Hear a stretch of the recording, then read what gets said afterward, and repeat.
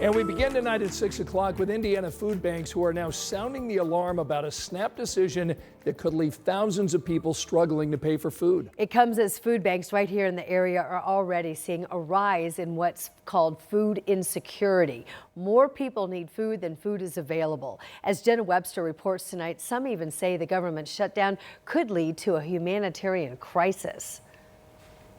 How many would you like? You can have 6. Food distribution day at Midwest Food Bank Well, this one's going down here. can be a bit chaotic. Yep, that'll work. 26 agencies are here to pick up for their food pantries. They're all over. Last year, we did $74 million worth of food, and we are on target to do that, if not more, because of the need has increased. De'Ara Nicholson is the executive director. And then there's bananas. For months now, food banks and pantries have talked about a rise in food insecurity. Something's not right about that. It's leaving Fred Glass with Gleaners Food Bank frustrated. These are self-inflicted wounds, shutting down the government and cutting back on SNAP. The USDA now says because of the government shutdown, there's not enough money to pay out SNAP benefits for November.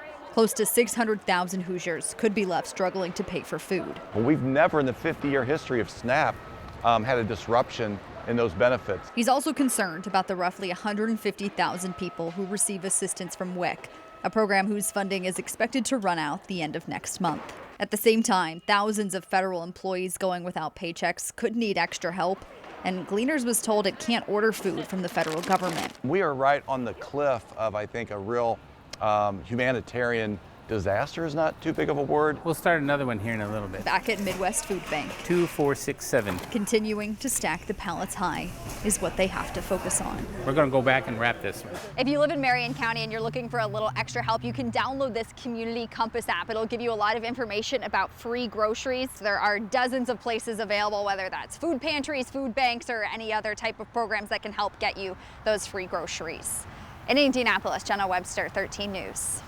And Gleaners is also partnering with TSA to help feed workers at the Indianapolis International Airport who now are going without a paycheck. So far, 225 TSA employees there have signed up for these special food distributions. Tonight at 6, we're learning new details about a push to redraw the Indiana-Illinois state line.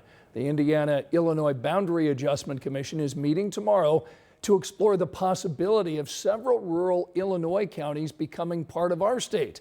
So we want to show this to you here. The counties in question are highlighted there in yellow. The commission features 6 Indiana lawmakers and up to 5 lawmakers from Illinois. The meeting is 10:30 tomorrow morning over at Indiana State University. We've got a link so you can watch it on WTHR.com. And during redrawing the lines for voting tonight, thousands of Hoosiers are sending a message to Indiana Governor Mike Braun and the GOP leadership saying no to redrawing Indiana's congressional districts.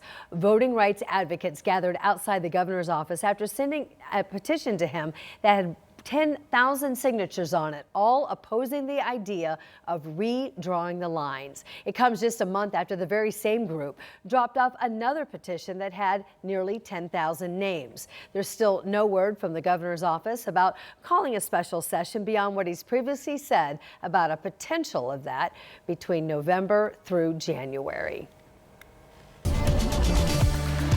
We had lots of sunshine to start our Tuesday, but as expected, clouds this afternoon, some wind and some rain. What's left of the showers impacting the eastern part of the state right now, with the steady rain falling from Portland to Winchester to the economy area in the northwestern sections of Wayne County. We go south. There is rain in Brookville. Last local stop will take us south of Greensburg. The showers exiting North Vernon and Jennings County at this point. Showers will come to an end for all of us before 7 o'clock, and then we'll turn our attention to some clearing and a cool night. Sunset this evening is at 6:57. We'll spend most of the evening in the 50s.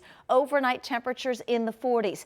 Tomorrow's going to be one of those days where you don't want to forget the jacket. You'll need it at the bus stop, and if you're out and about early, with morning temperatures in the 40s, and then highs tomorrow afternoon with more clouds than sunshine and another breezy day. Highs tomorrow in the 50s. Thank you, Angela.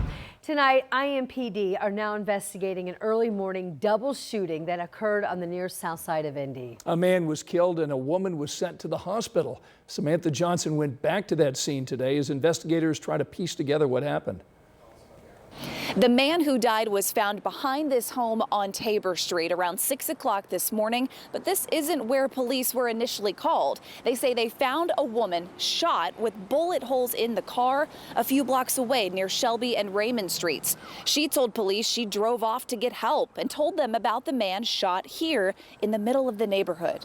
Called to check on the neighbor, and she said she heard a couple of loud bangs and then someone was banging on her window asking for help. Neighbors tell us they are upset to hear what happened, but not surprised. There's a lot of activity going on there, all hours of the night, all hours of the day too. The house doesn't sleep. Police reports show more than 40 calls to this home in the past 4 years.